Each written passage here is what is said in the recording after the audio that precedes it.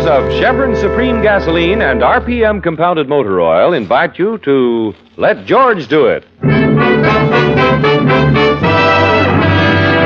Adventures of George Valentine, brought to you on behalf of Chevron gas stations and standard stations throughout the West.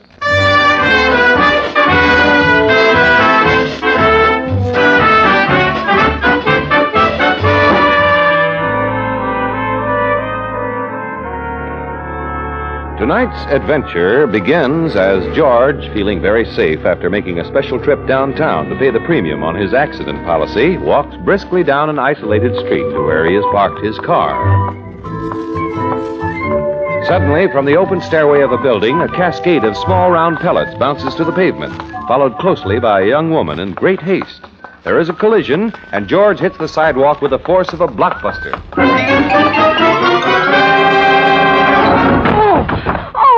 Are you hurt? Oh, you don't have an extra sacroiliac on you. Can you get up? I think so. Well, then, do you mind? Do I mind what? Getting up off the pavement. Well, if I'm in your way, couldn't I just slide over? You're lying on my pearls. Pearls? Oh, good. I thought those lumps were misplaced vertebrae. No. Hey, Oh, thank you. Now, let me see. That makes 32, 33, 4. Yeah, here's a few in the gutter. Oh, good. Yes, 35, 36, 37. Hey, have you seen any teeth down there? They're mine. Oh, I'm sorry you fell down. 38, 39. Oh, here's one of my trouser cuffs. Thanks, 40. I see you, you little rascal. 41. 41. 41. Lots of 41s, aren't there? I've lost one, number 42. I've lost one.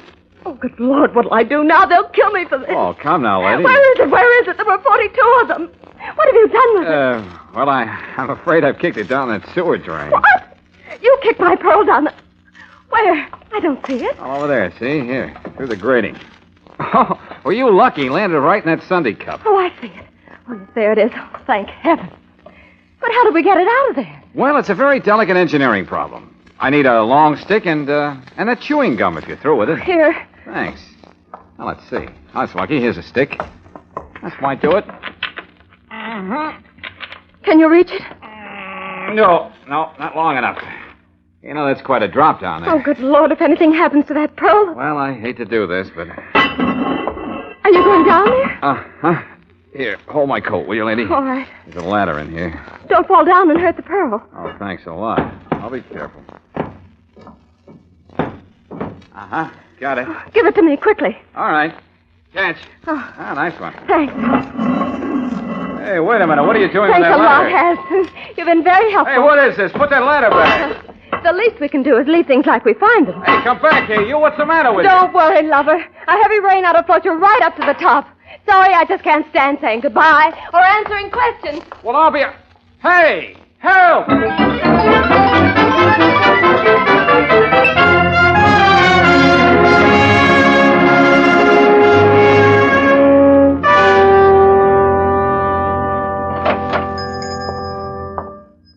Yes? Something for you, sir? Yeah. This looks like the right place. Are you Mr. Zaghetti? To be precise, Bela Zaghetti. I am he. Oh, Mr. Zaghetti, I can see by the layout here you're a jeweler. Now, I wonder if... To be precise, I am not a jeweler. I manufacture artificial gems. To put it this way, I do my small part to brighten the lives of those who otherwise are not very bright. Is this exact? Yeah, probably.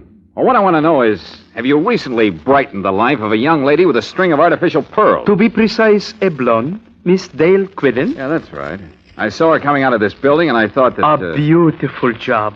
Smooth and pink and utterly perfect. Yes, she was. To correct myself, I refer to the string of matched imitation pearls. Ah. Pink ones.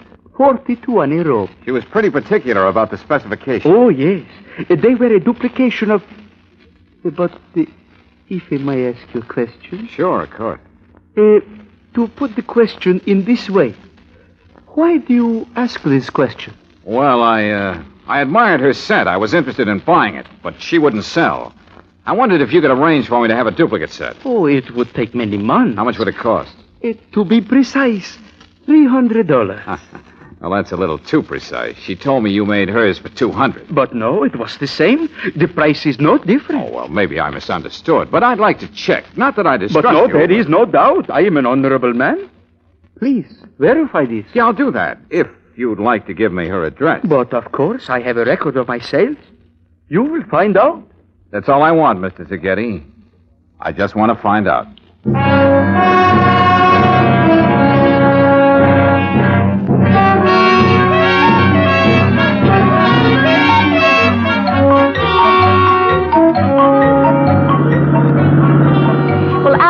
George, anybody who'd go down into a sewer pipe after a blonde deserves everything. Oh, now listen, Brooksie, I didn't follow her into the sewer.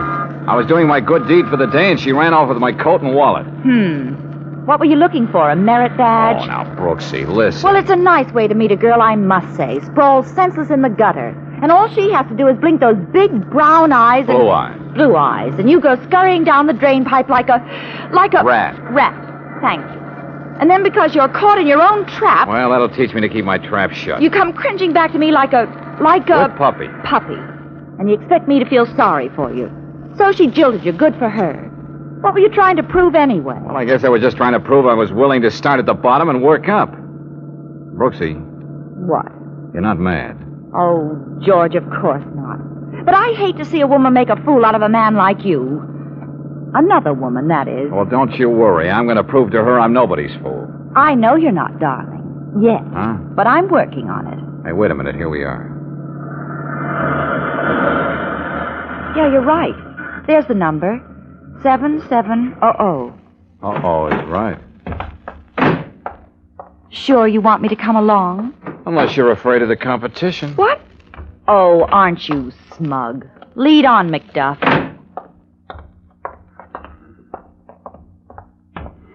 Yeah, here's her name on the box.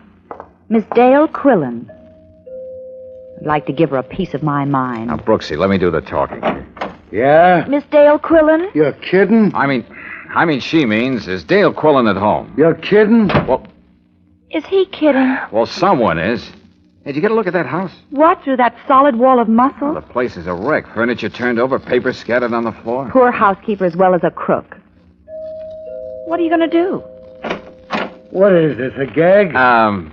We've decided to wait. What are you, a mad character or something? Blow. Oh, come off it now, handsome. Anybody can see you've got a heart as big as all outdoors. Yeah? Then stay outdoors. Hey, character, get your foot out of the door, I'll chop it off. You know, you could be a lot of company for us while we're waiting. Yes, sir. A lot of company. Yeah?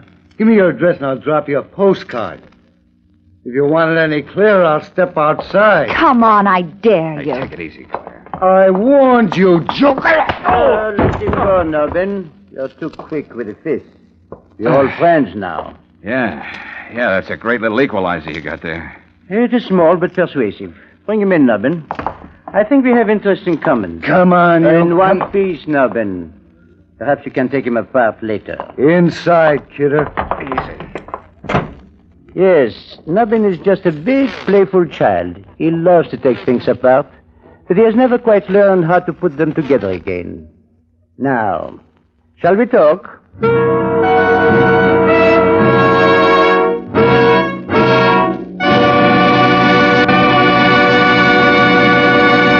We'll return to tonight's adventure of George Valentine in just a moment.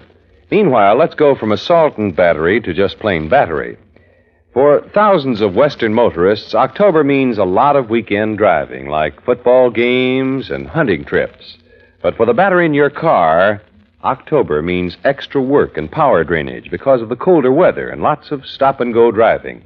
So let me give you a two-way economy tip. First, depend on the men at your standard station or independent Chevron gas station for periodic battery checkups. They have all the equipment and know-how for keeping up your battery's maximum power and for giving it longer life. Second, when you fill up your tank, ask for Chevron Supreme gasoline. Tailor-made for each different climate and altitude zone, high-octane Chevron Supreme assures instant starts, eliminates grinding on the starter, and drain on the battery. So for definite battery economy in colder weather, just remember regular battery checkups at any Chevron gas station or standard station and Chevron Supreme gasoline.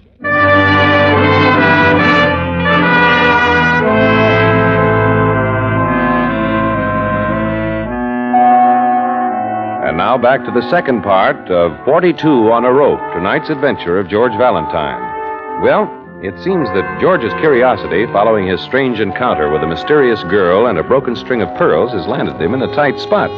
For minutes now, Baptiste and Nubbin have been questioning George and Claire until... I've told you everything I know. This girl, this Dale Quillen, made me look silly, so I came here for an explanation. Now I feel even sillier. You have come here looking for something. So have we. Naturally, we are all sincere people. Perhaps we can help one another, Monsieur... Valentine. George Valentine. And it depends on what we're looking for. Naturally. Pink pearls, no? 42 on a rope, is it not? We're looking for Dale Quillen, remember? Naturally. Because when we find Miss Quillen, Baptiste Lavon also finds his pearls, n'est-ce pas? I wouldn't know. Who's Baptiste Lavon? Oh, my apology. It is I. Oh, I see. Well, what makes a string of phony oyster fruit so important anyway? Phony?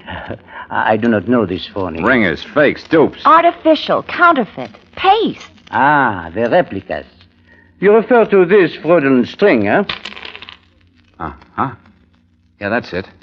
Where'd you get them? They were left by Miss Quillen at the check room of the Union Station. She sent me the claim check. At the same time, no doubt, boarding a train for some distant city. Why would she do that? Because they are worthless. Good imitations, no more. Value perhaps $300. As you say, phony. You're trying to say she pulled a switch on you? Ran off with the real pearls, your pearls, and left you the ringers? That is correct. As always, Baptiste Lavon was sincere. I trusted her with 42 exquisite gems. Gems collected by no other than Louis XIV to give to his Antoinette. Tell me, Lavon, where did you get hold of Marie Antoinette's choker? Spoils of war, Monsieur Valentine. As an officer of the Vichy government in France, my job was to appraise and catalogue war prizes for the victorious Nazis. Naturally, the sincerity and integrity of Baptiste Lavon were above approach. Naturally. So you held out the match picks. Naturally. Oh, when the fortunes of war were reversed, Baptiste Lavon reversed too. Miss Quillen came to Paris with an entertainment unit, and we became friends. And she smuggled them into the States for you. That is correct. That'll teach you not to be so sincere. Are you kidding? Well, hello. Now, you are friends of Miss Quillen. You see my predicament. I must know where she is. You will tell me? I've told you, I don't even know the girl. Your mode of entry contradicts you. You are her confederate. We are not quite fools here. Yeah, we ain't no dopes, you know. You do not help, Nubbin. Well, they're stubborn. Now you may take the man apart. The girl adores him. She will weaken first. You may proceed. Yeah. I'll loosen him up first with my belt. Then I'll get technical. No, don't. He doesn't know anything. Let go of my arm, lady. Stop it. Let him alone, you fool. Can't you see he doesn't know anything? You won't let go, Baptiste. I would advise you to do as Nubbin said. Claire, better sit this one out, honey. I won't let them. Who's that? I don't know. It seems to be a messenger of some sort with a package. Package? I will not insult your intelligence by warning you to keep quiet. Answer it, Nubbin. Yeah. I've got a package here addressed to Handsome. Handsome, that's all the name it's got. That's me. I'm handsome. You? Are you sure? You kidding? Give me the package. Well, can you identify yourself? Sure. Take a good look at me. Now, wouldn't you say I was handsome? Yes, sir. You got pretty eyes, too. Okay, give me the package and dust. Handsome, isn't it? This is surely not Nubbin, nor is it Baptiste Lavon. Handsome, then, is Monsieur Valentine. Oh, no, not me. No, it's... Oh, yes, Monsieur Valentine. I will open the package for you. Sacre bleu.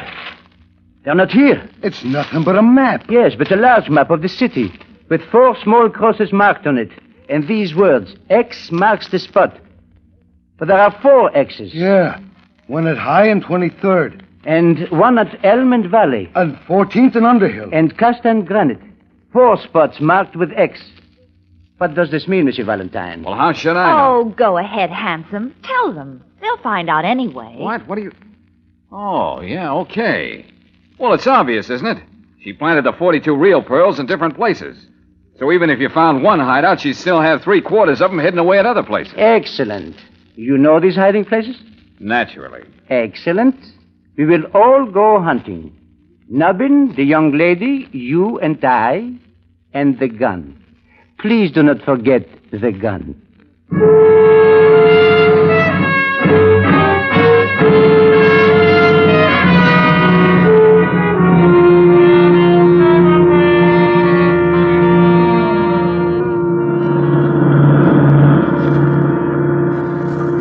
Well, here's the first stop, Costa and Granite. Where am I going to park? Pull up to the curb, Nubbin, let us out.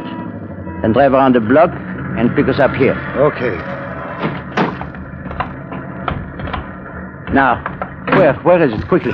I cannot control myself. Well, you see that big office building there? Yes, yes. You see that window up there with the jeweler's sign? Where? I don't see it. Higher. Look higher. No. Where is it? No, it's higher yet. That's higher. No. Oh! Come on, Brooksie, run for it. Into that theater. Oh, George, we haven't been to a movie in ages.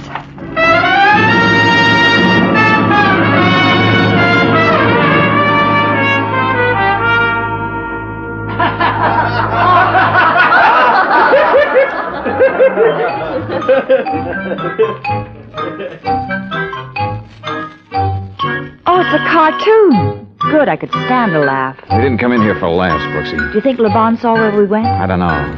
Pretty dark in here. Can you see? Oh, little. It's crowded. Maybe we better take singles. You leave me alone and I'll scream the place down. Okay. Hey, that looks like two in the middle there. Good. Excuse us, will you? Pardon me. I beg your pardon. Oh, this is fine. We can hold hands. Oh, George, are you all right? I think so.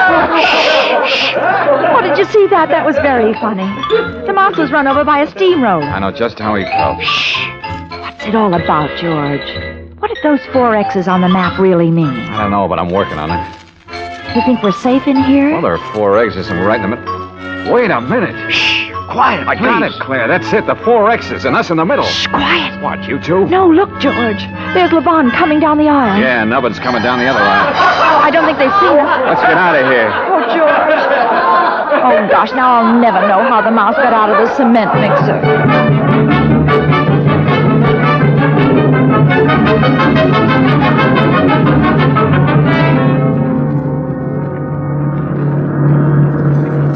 Is anybody following us now, George? No, I think we've shaken him. Driver? Yes, sir. Got a map of the city? Yeah, here you are. Good, thanks. Say, pull over to the curb a minute, will you? Sure. What is it, George? I only hope Levon doesn't figure it out as fast as I did. Hey, you got a pencil, Brooksie? Yeah, an eyebrow pencil. Good. Thanks. Hey, now look. You remember the 4 intersections where the X's were? Yes. Now, I fold the paper here. Yeah. And draw a straight line from this X to this X. Fold it again and draw another from here to here. And you get a big X. Yeah, Brooksie. X marks the spot, intersecting at DeLong and King Avenue. And that's where we'll find Miss Dale Quillen.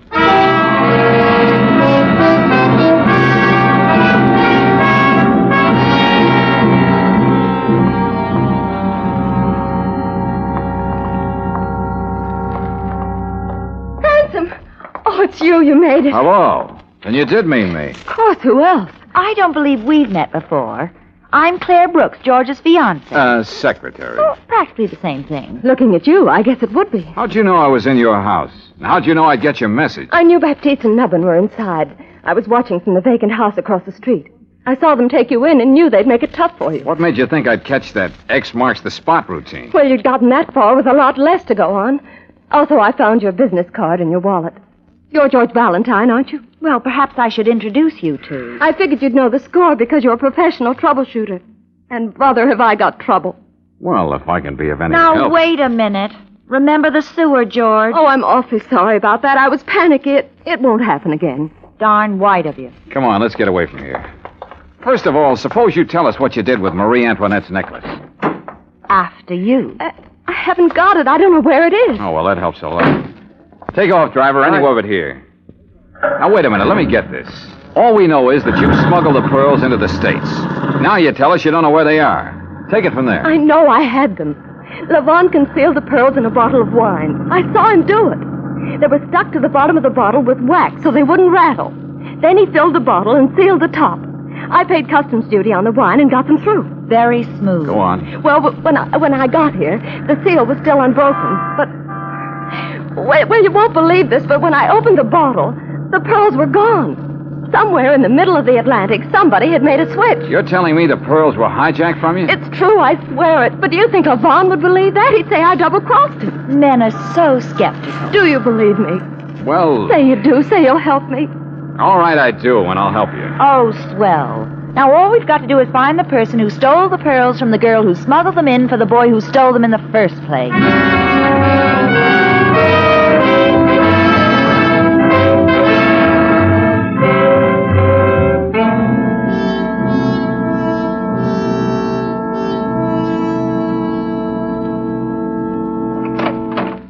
It's okay, Dale. This is my office. You'll be safe here. Yes, I'll see to that. Come on in, Claire, and shut the door. Better lock it. Should I swallow the key? Why did we have to stop at the library? Why did you have to take out a book at a time like this? Well, I'll tell you, and listen carefully.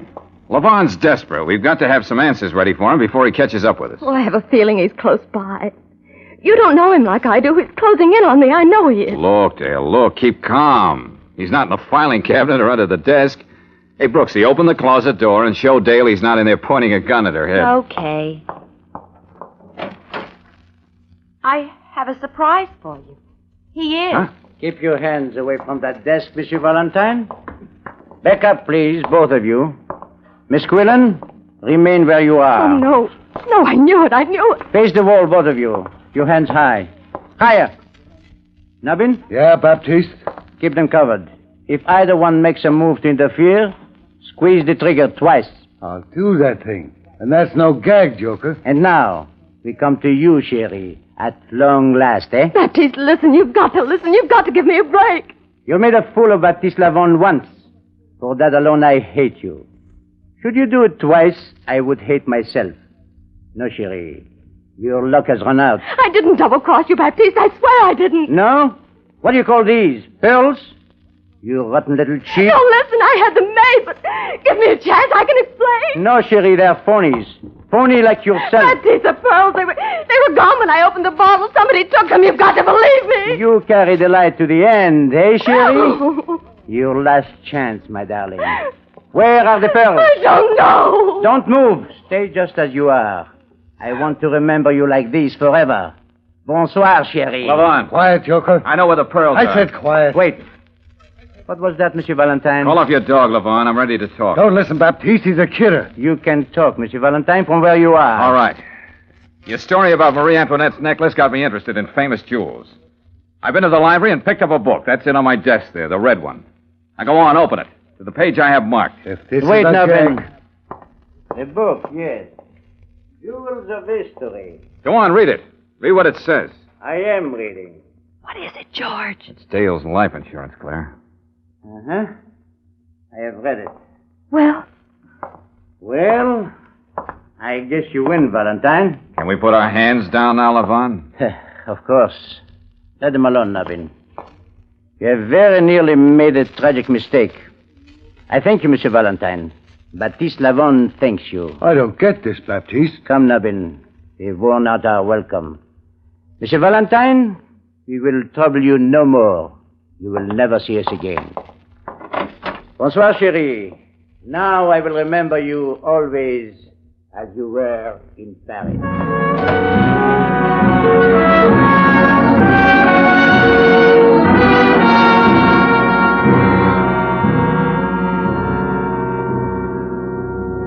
it was a miracle. That's all it was, just a miracle. What did you do to him, George? What was in that book? Read it, Claire, out loud.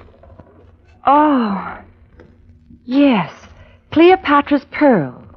Cleopatra, to impress Mark Antony, once dissolved a pearl in vinegar and drank it to his health. Dissolved? Now, wait a minute, listen. Go ahead, Claire. Pearls which consist of carbonate of lime are extremely soluble in weak acids.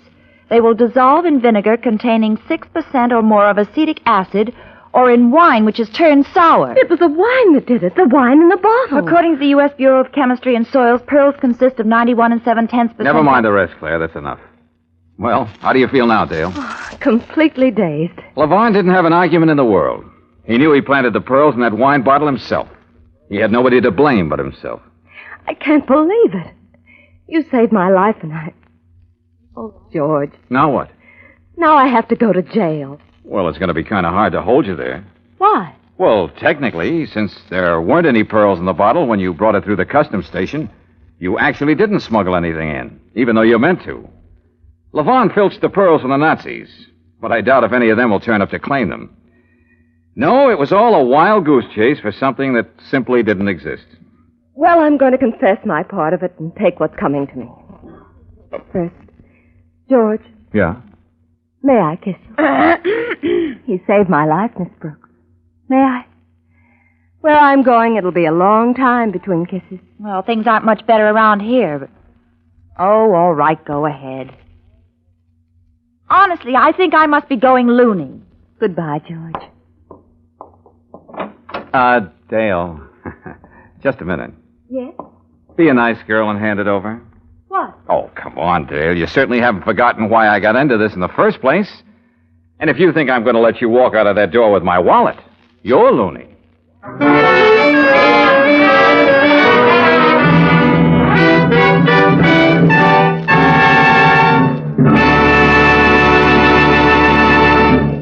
If your family car is the kind that does all-around duty, like taking mother shopping, dropping the children off at school, picking up father after work, you can't choose your tires too carefully. That's why I'd like to talk to you tonight about Atlas Grip Safe tires. The Atlas tire has a specially designed tread that actually grips the road and brings you to a sure, safe stop whenever you apply the brakes. Tomorrow, ask at your independent Chevron gas station or standard station about the built-in safety features of Atlas tires. Then try them on your car for extra protection and extra riding comfort. Best of all, when you buy an Atlas passenger car tire, you get a written 1-year guarantee against the cuts, bruises, and blowouts that threaten the life of ordinary tires. While you're talking tire safety and comfort at the standard station or independent Chevron gas station, ask for those two other motor car friends, Chevron Supreme Gasoline and RPM Motor Oil.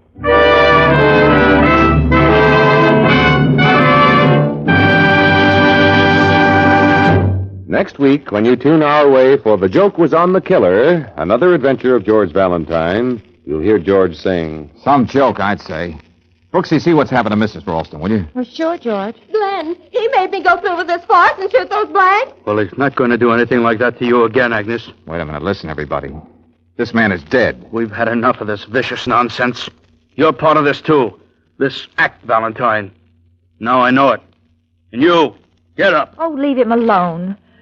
Come and help me with Mrs. Ralston, George. Now stop this, all of you. What do I have to do to make myself clear?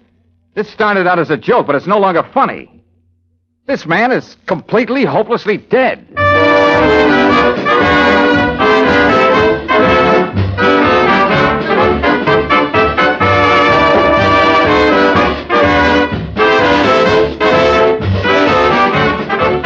Clinic care, hospital care, a visiting nurse in your home. They are made possible by funds from Community Chest. Thousands of persons, old and young, benefit each year from health services of Community Chest. So give generously this October for your community's health and welfare. Chevron gas stations and standard stations throughout the West invite you to be with us again next week for The Joke Was on the Killer, another adventure of George Valentine, brought to you by the makers of Chevron Supreme Gasoline and RPM Compounded Motor Oil. Let George Do It stars Robert Bailey as George with Frances Robinson as Claire. Tonight's story was written by Doug Hayes and directed by Don Clark. Also heard in the cast were George Sorrell, Jim Nusser, Betty Moran, Jack Crucian, Victor Rodman, and Dick Ryan. The music is composed and conducted by Eddie Dunstetter. Your announcer, John Heaston. Listen again next week, same time, same station, to Let George Do It.